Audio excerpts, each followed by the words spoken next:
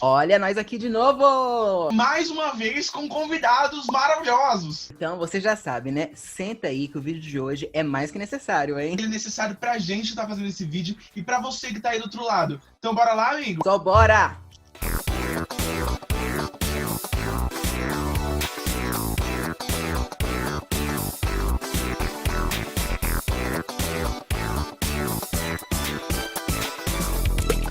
Como a gente veio parar aqui? Fala, fala, galerota! Eu sou o Bruno. E eu sou o Lucas. E você está No fundo do poço! Sejam muito, muito bem-vindos a mais um Amplificadora TV! Essa série que abre o nosso olhar, que dá aquela cutucadinha marota, sempre pro nosso bem, pra ensinar a gente a sermos melhores cada vez mais. E hoje a gente vai estar com esses musos, esses gatos maravilhosos que estão para conversar com a gente e conversar com você que tá aí do outro lado. Falando nisso, estamos aqui hoje com ele, que é ator e criador de conteúdo, com vocês, Gabriel Comicholi! Sou eu! Feliz pelo convite, hein? Simbora, papiar. Olha quem tá chegando, ele que é criador de conteúdo, ele faz uns vídeos sobre conscientização que todo mundo deveria ver e seguir nas redes. Senhoras e senhores, Lucas Raniel! E aí, galera, beleza? Tudo bem, meninas? Como vocês estão? Que saudade do Gabriel. Muito obrigado desde já por vocês terem topado esse nosso papo. Sintam-se em casa, tá? Que é um papo de amigos, de boteco. O nosso intuito maior é pra gente dar informação e amplificar cada vez mais o nosso assunto de hoje. Então bora lá, bora papiar, bora conversar. Bora lá. Gente, o nosso amplificador de hoje, vamos conversar um pouquinho sobre o HIV, a AIDS e todos os seus desdobramentos na sociedade atual. Pra gente começar a introduzir o vídeo de hoje, a gente quer conversar de um assunto que é sério e às vezes muito confundido ainda. A gente quer saber a diferença sobre HIV e sobre a AIDS. Se quiser começar.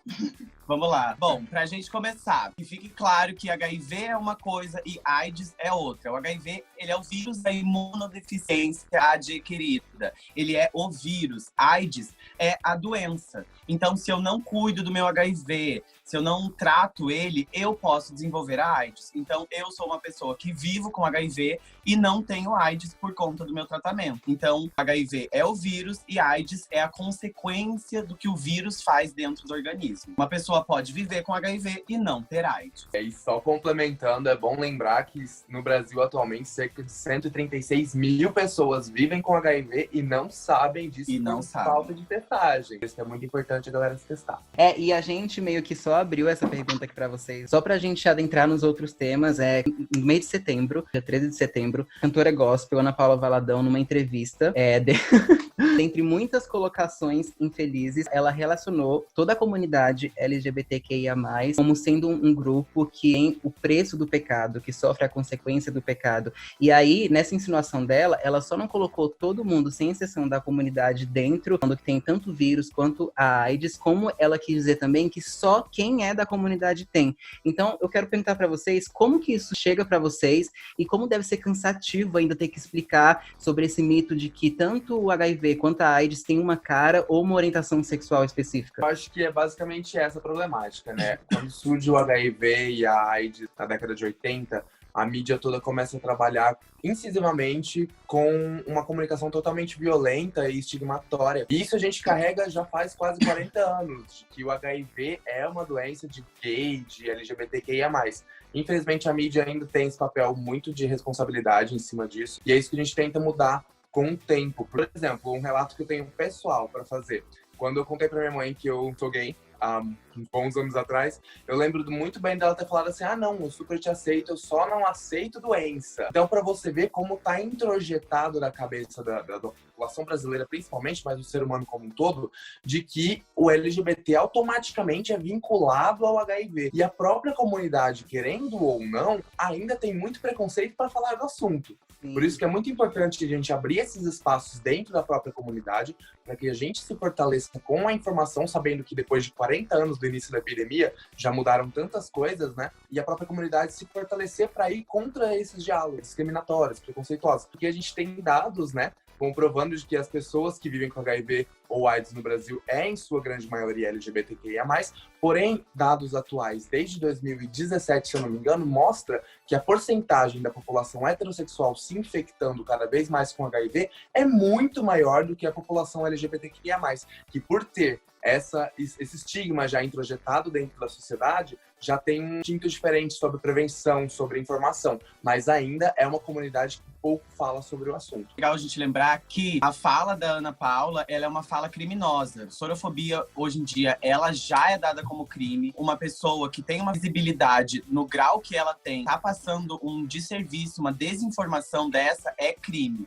Então, que fique claro que sorofobia é crime e qualquer desinformação sobre o assunto deve sim ser combatida, porque a gente já vive numa desinformação, a gente já vive num tabu, a gente já vive num limbo.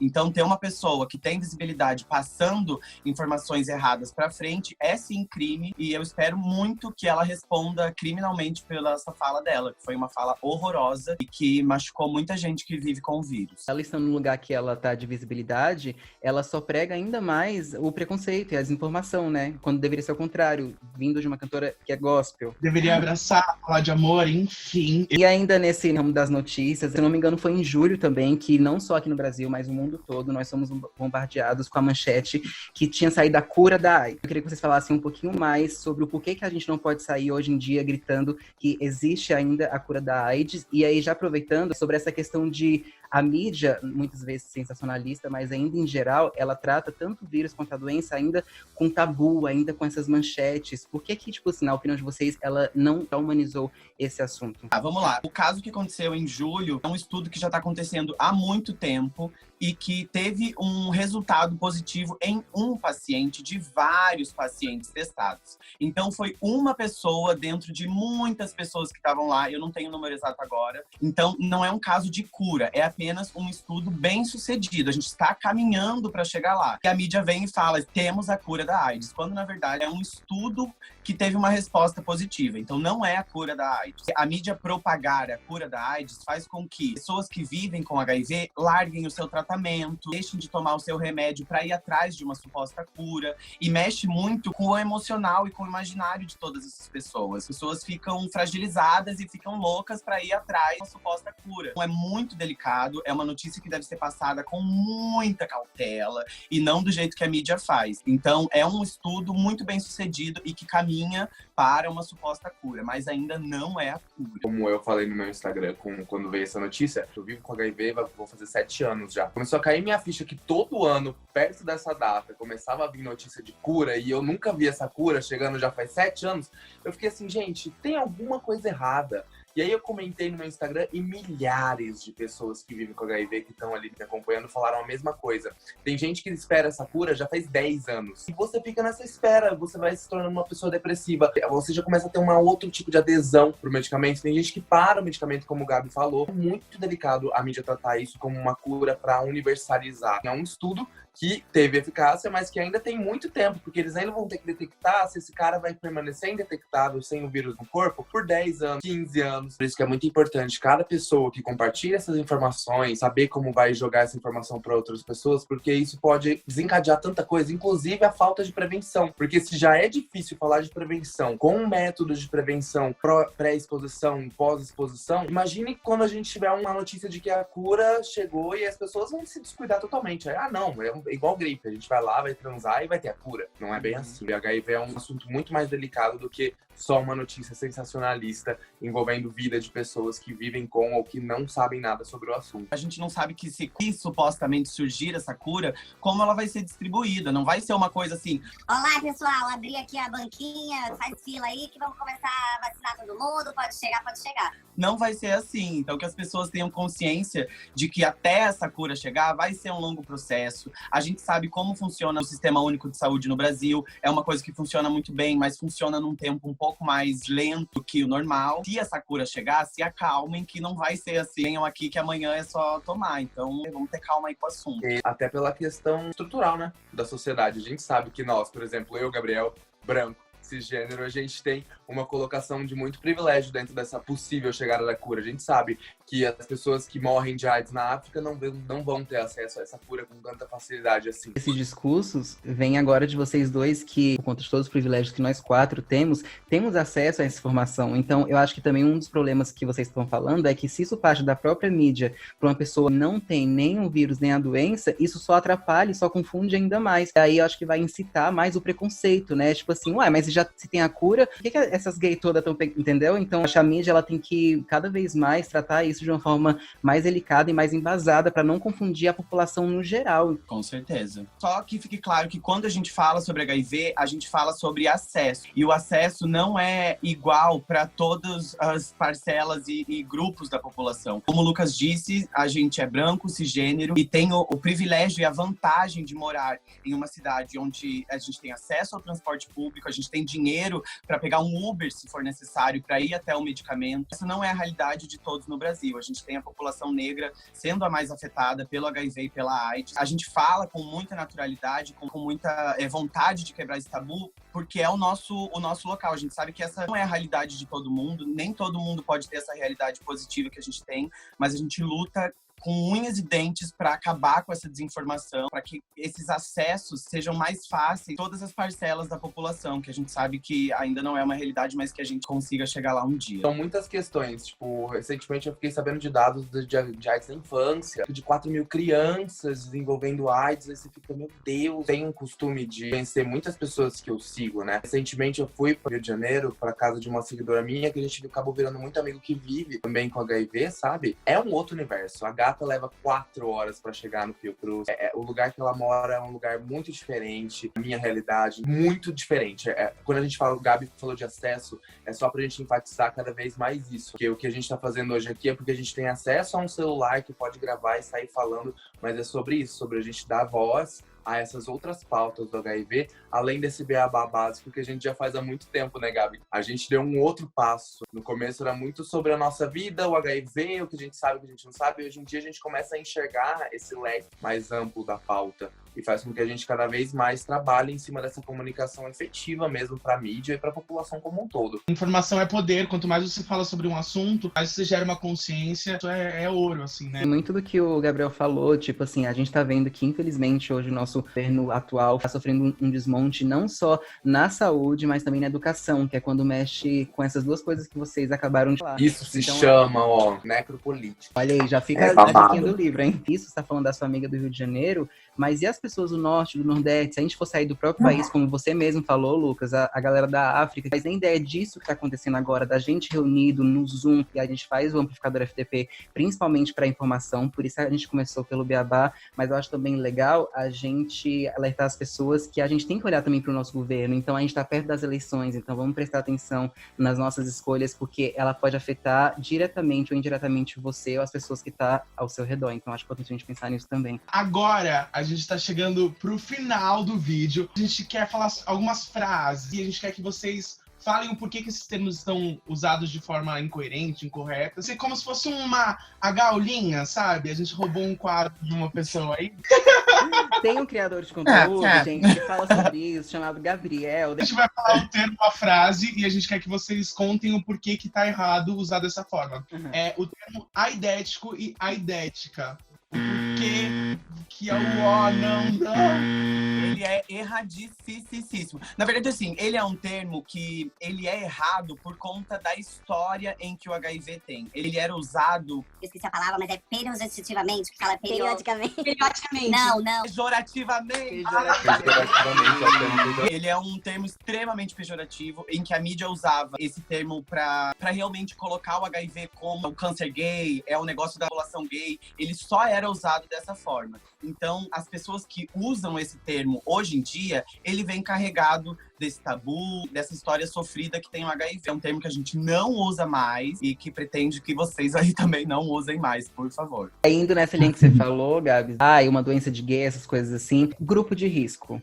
Por que não é mais interessante a gente falar que determinada nicho ou comportamento de pessoas é grupo de risco? Eu acho importante a gente falar sobre o grupo de risco também, porque ele ainda está sendo muito usado hoje em dia na questão do Covid. Quando a gente para e pensa, não existe grupo de risco. Existem pessoas com vulnerabilidades. É diferente. Tá vendo o peso da palavra? Foi criado esse termo grupo de risco na época do HIV justamente para estigmatizar cada vez mais essas pessoas que vivem com o vírus. Então, se você faz parte do grupo de risco de gays, LGBTQIA+, negro, hemofílico, você tá dentro do grupo de risco do HIV. E a gente sabe que o HIV não é inteligente o suficiente para escolher um corpo, né? Tipo, eu vou infectar esse aqui porque ele é gay. Eu sei que ele é gay, eu vou nele aqui, porque o hétero não se infecta. Sabe que grupo de risco já não deve ser mais usado, mas infelizmente a mídia está replicando essa mesma desinformação com a Covid, porque a gente também sabe que o Covid não é inteligente o suficiente para escolher uma pessoa, entendeu? Eu acho que o termo correto para a gente utilizar quando a gente fala de novas infecções, sobre grupos de vulnerabilidade, sobre grupos que não têm acesso, é sobre essa vulnerabilidade toda que a gente fala aí no nosso dia a dia. Eu acho que esse próximo a gente já falou um pouco, mas eu acho muito legal enfatizar o exame de AIDS. Meu amigo foi lá fazer o teste de AIDS.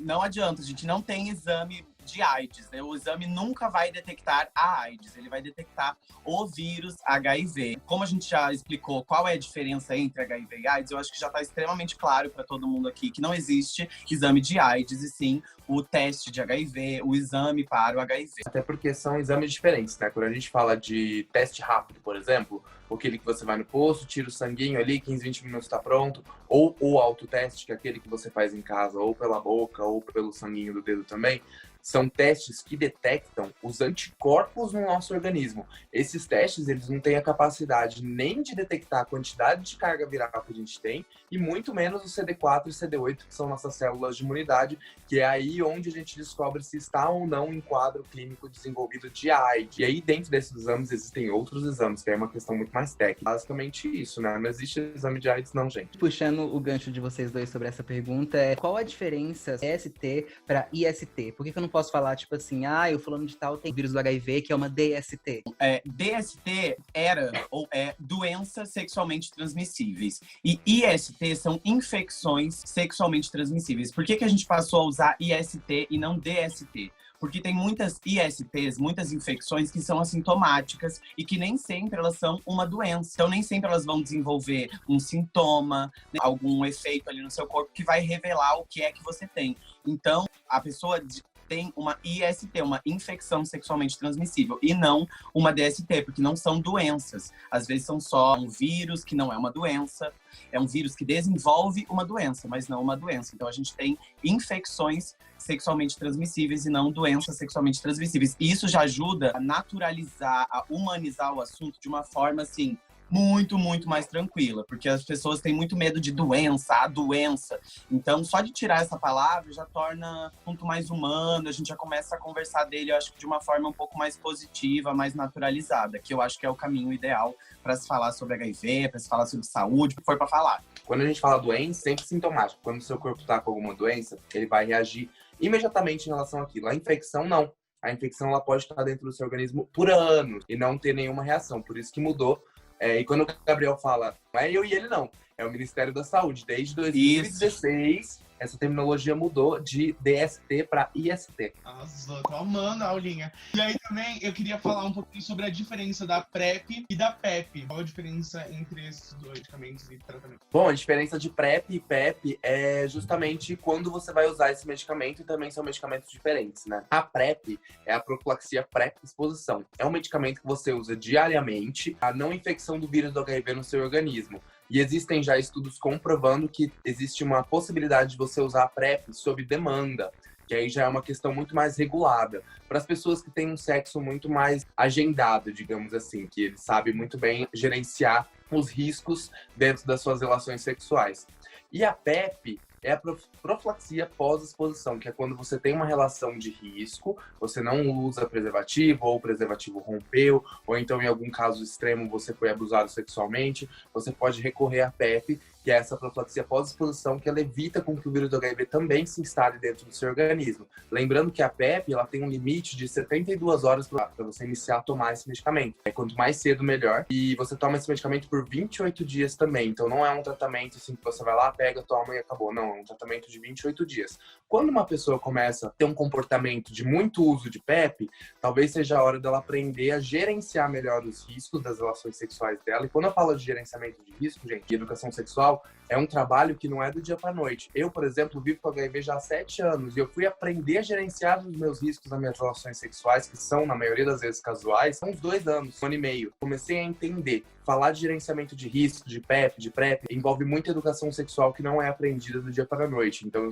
espero que o recado que fica aqui para as pessoas é de que é um assunto que elas vão aprender o básico aqui agora, mas é um assunto que você tem que se aprofundar cada vez mais para você entender o seu organismo, o seu tipo de sexo, a sua rotina sexual, para você gerenciar os seus riscos. Não adianta a gente colocar todo mundo num bolo só e falar, você usa PrEP, você usa PrEP, você usa camisinha, porque não é assim. Cada organismo funciona de uma maneira e cada vida é uma vida. A PEP e a PrEP são gratuitas no Brasil pelo SUS. Então a gente tem todos os CTAs aqui de São Paulo. Normalmente a pessoa pode ir lá, porque é uma sorte, um privilégio. Existe agora também via farmácia. Por ter uma demanda muito grande, o governo não estava dando conta de suprir essa demanda e entrou-se um consenso de que a PrEP poderia ser vendida e receitada por exemplo, profissionais como dentista, infectologistas, para você retirar seu medicamento, seu tratamento via farmácia. E você paga um tratamento que, se eu não me engano, gira em torno de R$150 mensais. Por isso que é importante a gente falar disso também, porque a PrEP,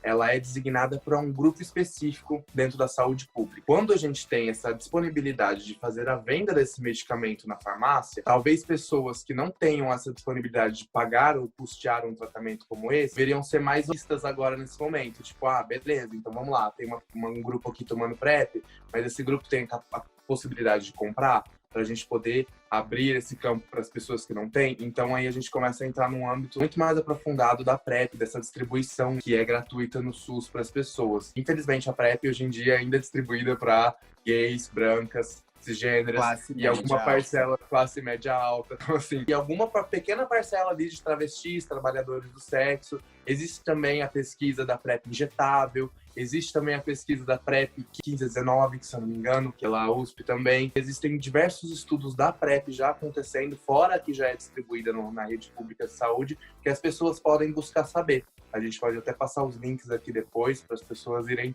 se informando cada vez mais. Mais uma vez, então, gente, políticas públicas, sociais, prestem atenção em quem vocês votaram, tá bom?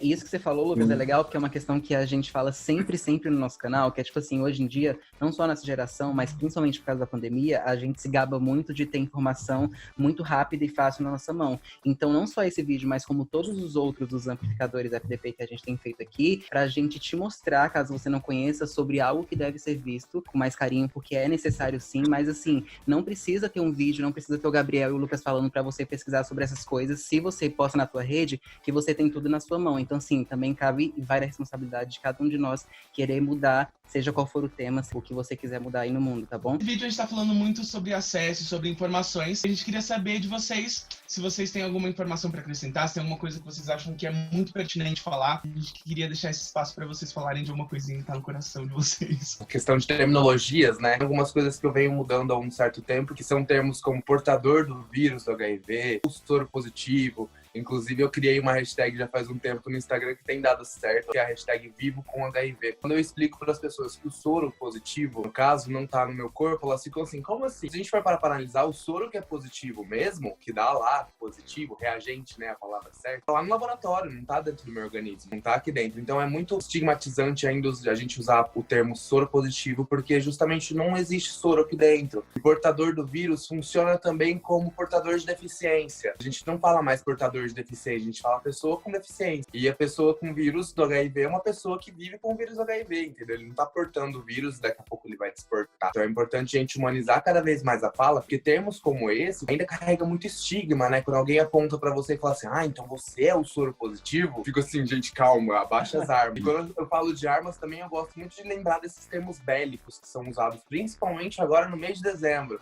Tipo, o mês da luta contra a AIDS, o mês da luta contra o HIV. Vamos estamos juntos nessa luta, nessa guerra. Eu falo, gente, calma, ninguém tá guerreando com ninguém aqui. Porque se a gente for parar pra fazer a tradução literal de World AIDS Day, que é o que é falado lá fora, é o Dia Mundial da AIDS. Então eu acho interessante a gente mudar esse combate, mês do combate, o dia do combate ao HIV e AIDS, pro mês da causa, pro Dia Mundial da causa do HIV e da AIDS, entendeu? Pra gente ter mais humanização da fala e mais aproximação das pessoas para esse tema. Quanto mais terror a gente trabalha em cima de um tema, mais as pessoas vão ter medo para falar e para entender sobre aquele assunto e vai ter o afastamento. Então a gente tem que mudar um pouco a semiótica dessa comunicação, porque é um pouco do que eu estudei também na faculdade, que eu sou publicitário de formação, tento sempre trazer um pouquinho desse lado da comunicação para mudança mesmo dessas terminologias da fala, para desestigmatizar isso tudo, né? As que eu tava pensando, você falou. Pra mim, a gata falou tudo, é isso. É legal isso que você falou, inclusive com o seu próprio exemplo, porque nós fizemos o lab com o Victor de Marco, falando sobre o capacitismo. Uma das primeiras terminações que ele falou era essa questão portar, porque se você for analisar, o verbo portar é algo que você está com ele, mas você pode, tipo assim, deixar quando você quiser. E não é sobre isso, né? Então, eu acho não só por uma questão de comunicação, mas da gente começar a deixar usual, comum. Então, se antes, infelizmente, era comum termos como aidético, essas coisas, que sejamos nós a mudarmos isso, né? Já tá chegando ao final da nossa conversa. Essa pergunta a gente sempre faz para todas as collabs. Eu e o Lu somos pessoas que não temos o vírus nem a doença. Como que a gente pode contribuir da forma que for para a discussão da causa de vocês? E não só questões, tipo, por exemplo, eu sou antirracista porque eu postei um post com um negocinho preto, mas no dia a dia mesmo. Eu acho que é exatamente isso que você falou. O HIV, ele deve ser o assunto do boteco, o assunto da mesinha de tô tomando uma cerveja, conversei sobre ele, como qualquer outro assunto. Quando a gente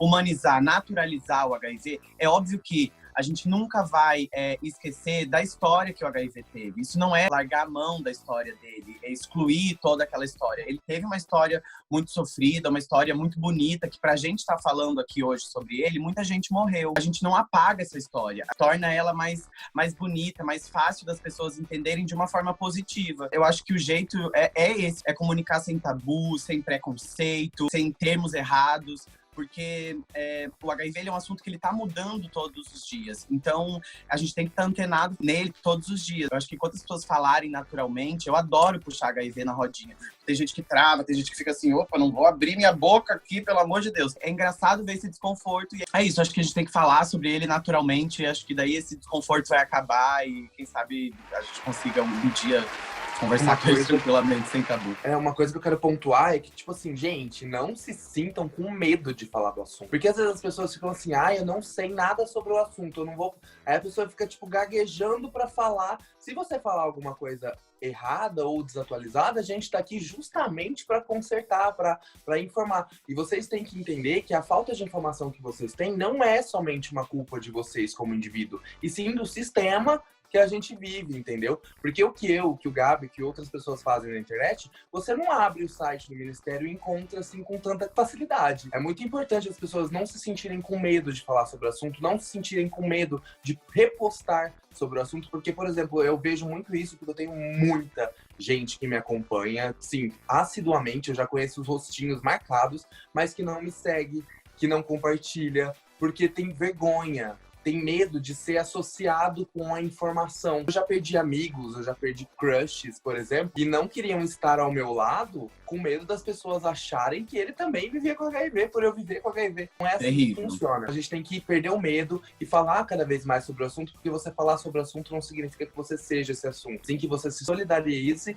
com esse assunto e queira compartilhar a informação para o seu ciclo de pessoas. Eu já tive uns 2 ou 3 seguidores que chegaram para tirar foto e falaram, que pena que eu não vou poder postar a foto, porque senão as pessoas vão achar que eu tenho HIV, ou vão saber que eu tenho HIV, ou vão achar que eu tenho vírus. Tão triste pra gente que fala sobre o assunto, que tenta quebrar esse tabu, vem uma pessoa que admira a gente e vê que ela ainda vive nesse tabu, por mais que ela receba informações de um jeito muito tranquilo. Quando a gente fala sobre, tem toda a informação possível do mundo sobre HIV, as pessoas só vão atrás de informação sobre HIV quando acontece alguma parada. Todas as camisinha, quando estourou uma camisinha, ninguém acorda num belo dia de sol e vai ler sobre HIV. E é isso que a gente precisa mudar. A gente precisa fazer com que essas informações cheguem organicamente e não só no 1º de dezembro. O HIV, ele está por aí o ano inteiro. Então não é só no 1º de dezembro que o HIV sai da toca e fala: opa, lá a viadarada lá, olha lá, vou lá. Pelo amor de Deus, vamos falar sobre HIV o ano todo, porque ele está aí o ano todo e pessoas vivem com HIV e sofrem pelo HIV o ano todo. Então não é só no 1º de dezembro. Maravilhosos. Gente, a gente queria agradecer mais uma vez pelo tempo, enfim, pela dedicação e por ter aceitado falar com a gente, por ter confiado no nosso projeto, no nosso filhinho. E pedir para vocês deixarem a rede social de vocês, falar sobre algum projeto que tá nascendo agora no momento, alguma informação. Ai, fofura. Eu que agradeço, meninos incríveis. Incrível vocês estarem levantando esse assunto. Levantem esse assunto também fora do 1º de dezembro, que vai ser muito válido. Convidem a gente para falar sobre o assunto fora do 1º de dezembro, que a gente super vai topar também. As minhas redes sociais são Gabriel Comicholi. Lá eu posto conteúdo sobre HIV, sobre diversidade o tempo todo. E vai ter muito conteúdinho legal também em 1º de dezembro. Então, quem de olho. Muita coisa vai acontecer nesse mês de dezembro. O Michelle e eu estamos em alguns projetos aí em paralelo. Queria agradecer também a oportunidade de vocês e falar justamente isso que o Gabi falou. Tipo, o ano inteiro vamos falar de HIV, pode convidar, pode chamar. As minhas redes sociais são @lucasraniel_ e o YouTube provavelmente eu volto ano que vem com ele. O canal Falo Memo.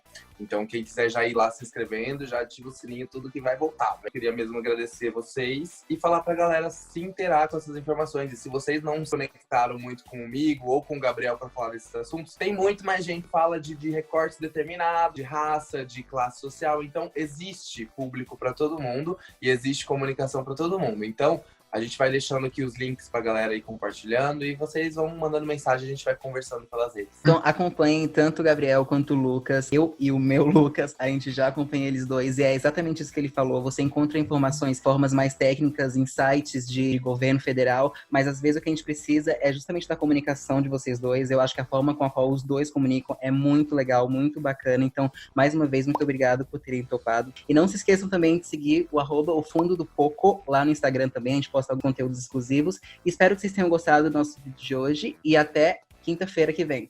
Beijos! Beijo! Beijo!